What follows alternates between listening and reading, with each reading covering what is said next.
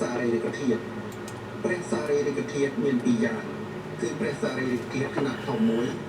និងព្រះសារីរិកធាតុខ្នាតតូចមួយព្រះសារីរិកធាតុខ្នាតធំមានដូចតទៅនេះគឺព្រះនលាតឬព្រះសារីរិកធាតុថ្ងាសមួយព្រះទណ្ឌធាតុគឺព្រះចង្គមកែវទាំង4អង្គព្រះសារីរិកធាតុដងកំបិតទាំង2អង្គរួមព្រះសារីរិកធាតុខ្នាតធំមាន7អង្គព្រះសារីរិកធាតុខ្នាតតូចទាំងអស់វល់បាន16នាមក្នុងព្រះសារីរិកធាតុ16នាមនោះចែកចេញជា3ទៀតគឺព្រះសារីរិកធាតុខ្នាតធំប៉ុនចំហៀងក្របសណ្ដែកបាយមាន5នាមមានពណ៌ដូចនេះព្រះសារីរិកធាតុខ្នាតកណ្ដាលប៉ុនកំណាត់ក្របអង្គបាត់ជា2មាន6នាមមានពណ៌ដូចកែវផលិតនិងព្រះសារីរិកធាតុខ្នាតតូចបំផុតប៉ុនក្របស្ពៃមាន5នាមមានពណ៌ដូចផ្កាស្កុលទាំងអស់នេះជាព្រះសារីរិកធាតុខ្នាតតូចព្រះសារីរិកធាតុរបស់ព្រះមានវធាបានប្រឌិតស្ថានដោយតទៅនេះគឺព្រះជង្គង់កែវស្ដាំខាងលើប្រឌិតស្ថាននៅឋានតាវកិនទេវលោកព្រះជង្គង់កែវស្ដាំខាងក្រោមកាលពីដើមបានប្រឌិតស្ថាននៅកាលិង្កៈឬកាលិង្ករ័ត្នសប្តាហ៍នេះបានប្រឌិតស្ថាននៅប្រទេសស្រីលង្កាព្រះជង្គង់កែវឆ្វេងខាងលើប្រឌិតស្ថាននៅកនធរៈប៉ុន្តែពុទ្ធសករាជ942មានភិក្ខុចិនមួយអង្គនាងហ្វាហៀនការលោកនិមន្តទៅសិក្សាស្រាវជ្រាវតាមពុទ្ធស្ថាននានាក្នុងប្រទេសឥណ្ឌា15ឆ្នាំលោកបានយកព្រះជង្គង់កែវពីកនធរៈនោះមកប្រឌិតស្ថាននៅឆាងអានឬស៊ីអានជារាជធានីប្រទេសចិនក្នុងសម័យនោះក្រោយមកទៀតបានយកព្រះជង្គង់កែវនោះមកប្រឌិតស្ថានក្នុងព្រះចេតិយចូលហៀនវត្តលិង្គគុនក្រុងប៉េកាំងប្រទេសចិនព្រះជង្គង់កែវឆ្វេងខាងក្រោមប្រឌិតស្ថាននៅពិភពនេះព្រះនលាតឬព្រះសារីរិកធាតុដងកំបិតខាងស្ដាំប្រឌិតស្ថាននៅจุฬามณีចេតិយឋានតាវកិនទេវលោកសម្រាប់ខ្លះបានពោលថាក្រោយមកបានយកមកប្រឌិតស្ថានក្នុងចេតិយធូបារាមប្រទេសស្រីលង្កាព្រះនលាតឬព្រះសារីរិកធាតុដងកំបិតខាងឆ្វេងប្រឌិតស្ថាននៅទុសចេតិយក្នុងអកនិតព្រហ្មលោកព្រះឧណហិឬព្រះសារីរិកធាតុញ៉ាស់ប្រឌិតស្ថាននៅទុសចេតិយក្នុងអកនិតព្រហ្មលោកតម្រាខ្លះបានពោលថាព្រះមហាកសបៈបានរក្សាព្រះសារីរិកធាតុនោះទុកហើយបានប្រគល់ឲ្យកូនសិស្សរក្សាតមកក្រោយមកទៀតព្រះមហាកសបៈបានយកមកប្រឌិតស្ថាននៅប្រទេសស្រីលង្កាតម្រាខ្លះបានពោលថាព្រះសារីរិកធាតុខ្នាតធំមិនមែនមានតែ7អង្គដោយបានពោលមកហើយនៅខាងលើនោះទេគឺនៅមានព្រះទណ្ឌធាតុ36អង្គក្រៅពីព្រះជង្គង់កែវទាំង4ព្រះកេសាធាតុគឺសពទាំងឡាយព្រះលោមធាតុគឺរោមទាំងឡាយព្រះមខាធាតុគឺក្រចកទាំង20អង្គព្រះសារីរិកធាតុទាំងនេះពួកទេវតាទាំងឡាយយកព្រះសារីរិកធាតុមួយអង្គទៅកាន់ចក្រវាឡតីប៉ុន្តែមិនប្រកាសថាបានប្រឌិតស្ថាននៅទីណាខ្លះទេសូមបញ្ជាក់ថាព្រះសារីរិកធាតុខ្នាតធំដោយបានពោលមកខាងលើសប្តាហ៍នេះព្រះសារីរិកធាតុខ្នាតធំមានតែ2ព្រះអង្គប៉ុណ្ណោះដែលប្រកាសច្បាស់លាស់នៅក្នុងលោកគឺព្រះជង្គង់កែវស្ដាំខាងក្រោមនៅកោះលង្កានិងព្រះជង្គង់កែវឆ្វេងខាងលើនៅប្រទេសចិនតទៅអាត្មាភាពនឹងសម្ដែងប្រវត្តិចំពោះព្រះជង្គង់កែវស្ដាំខាងក្រោមនៅកោះលង្កាដល់សង្ខេបគឺតាមតម្រាសង្គីទេវវង្សបានពោលថាក្រោយពីបានបូជាព្រះបរមសពរបស់ព្រះមានប្រភេទក្នុងនគរកុសិនារានោះរួចហើយទូលព្រាហ្មណ៍បានបែងចែកព្រះបរមសារីរិកធាតុឲ្យទៅនគរផ្សេង8នគរនីមួយបានព្រះសារីរិកធាតុ2នាមរួមទាំងអស់16នាមហើយព្រះសារីរិកធាតុព្រះជង្គង់កែវស្ដាំខាងក្រោមភិក្ខុខេមានន្តៈបានយាងពីជាបណ្ឌដ្ឋាននោះមកហើយយកទៅថ្វាយព្រះបាទព្រហ្មទត្តនៃនគរទន្តពុរៈដែនកាលិង្កៈប្រទេសឥណ្ឌាក្រោយមកមានក្សត្រមួយអង្គទ្រង់ព្រះនាមថាគូហសីវៈទ្រង់គ្រប់គ្រងបន្តមកពេលនោះមានសត្វសត្រូវក្នុងនគរបានច្បាំងគ្នាជិតបរាជ័យហើយព្រះបាទគូហសីវៈទ្រង់បារម្ភក្នុងព្រះតីពីព្រះជង្គង់កែវខ្លាចធ្លាក់ទៅក្នុងកណ្ដាប់ដៃនៃពួកសត្រូវទើបឲ្យព្រះរាជធីតានាមហេមមាលា នឹងព្រះស្វាមីរបស់ព្រះនាងយាងព្រះជង្គង់កែវទៅកោះលង្កាដើម្បីថ្វាយព្រះបាទគាតិមេឃវ័នដែលគ្រងរាជក្នុងនគរអនុរាធពុរៈព្រះធីតាហេមមាលានិងព្រះស្វាមីបានយាងព្រះជង្គង់កែវដោយវិធីលួចលាក់គឺបន្លំធ្វើជាព្រាមហើយយកព្រះជង្គង់កែវលាក់ក្នុងភ្នួងសពរបស់ព្រះនាង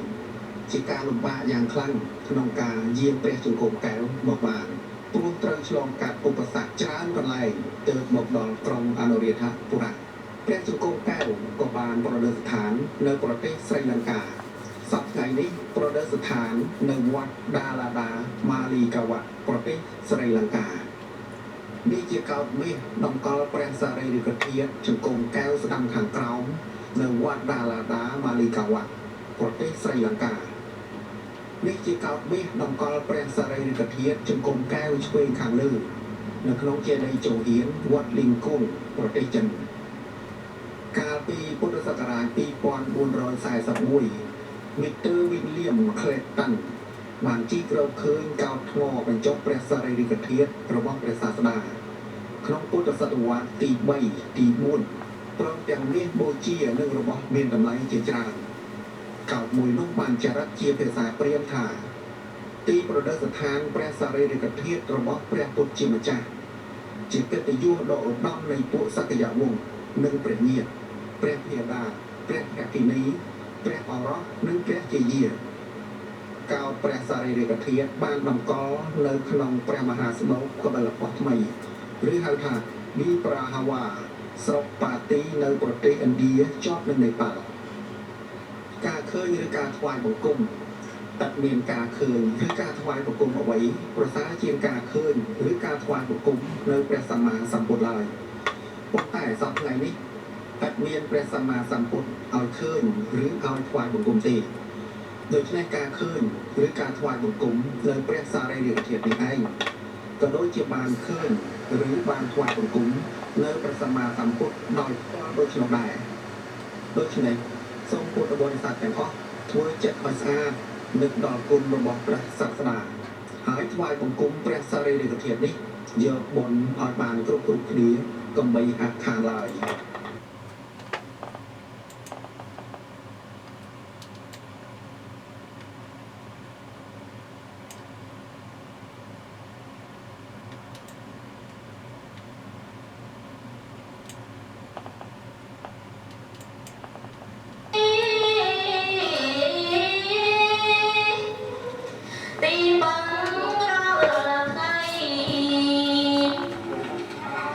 យ៉ាងច្ប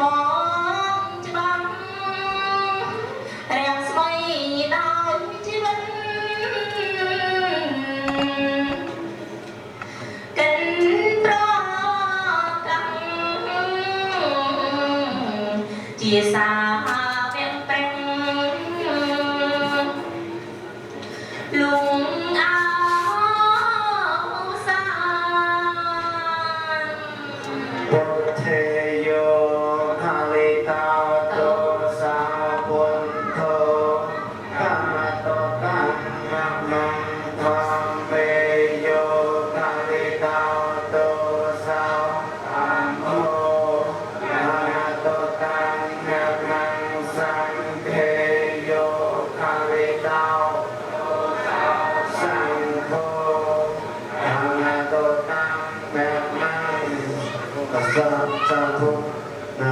សម្ដេចបានសម្ដេចបតហើយអង្គលោកស្រីយកគាត់មកសត្វទាំងអស់បានស្ដាប់ធម៌ទេសនាដែរហើយថាជាបានបូជាបច្ច័យសម្រាប់ធម៌ទេសនាសរុបទាំងអស់គឺបានចំនួន$1,510សូមអនុមោទនាហើយសូមប្រវត្តិណាចំពោះសម្ដេចព្រះមហាអេវសូមផងឡាជាធម្មរដ្ឋសម្ដេចធម៌ទេសនាជាបច្ច័យសម្រាប់បច្ច័យ4គឺចេវរៈបរតោសេនាសម្រាប់មានតែព្រះជា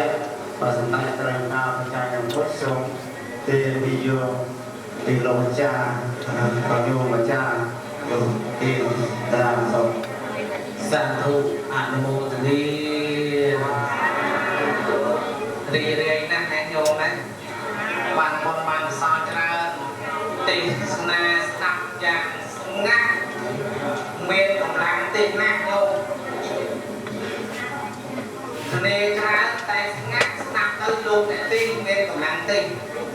ចាំទៅបានបងបានសោតច្រើនណាស់ហើយ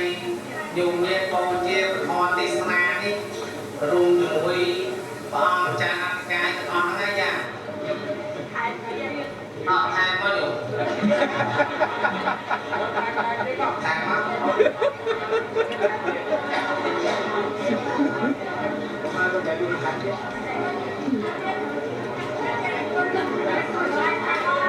ตอนนี้เราน้ำทางเที่ยวเราไปนอนนั่นคือแบบปีไปเรียนนะไปนำประมาณท้ายมาแบบอย่างเช่นท้ายมาไปได้โอ้นั่นตรงนี้น่าจะไปตรงนี้แล้วไปดูบ้านนั่นเช่น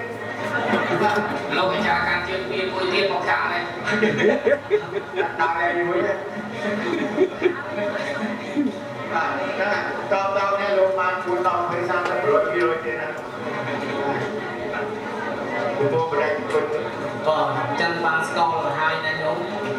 ដើម្បីទឹកសាលផលបំនៃការក្រោយចប់ធម៌ទេសនានេះអនិច្ចាវតសង្ខារាឧបាទវយធម្មិណោឧបច្ចតវានិរញ្ញន្តិទេសង្ឃុបស្មោសុខោអាចរង្វតញ្ញានកាយោបតវងតិសេសទ្ធិជន្ធោបេតវិញ្ញាណោនិរដ្ឋังវកលិង្ករង្តេអតលថេសុខេតាវិរលហាពុទ្ធសាសនេអរុគាសុខេតាហោថាសហសាពេញាតិភីអ្នកទាំងឡាយទាំងបុរសទាំងស្ត្រីនោះចូលបាននៅប្រយោជន៍បាននៅសេចក្តីសុខចូលចម្រើនក្នុងព្រះពុទ្ធសាសនាចូលកុំឲ្យ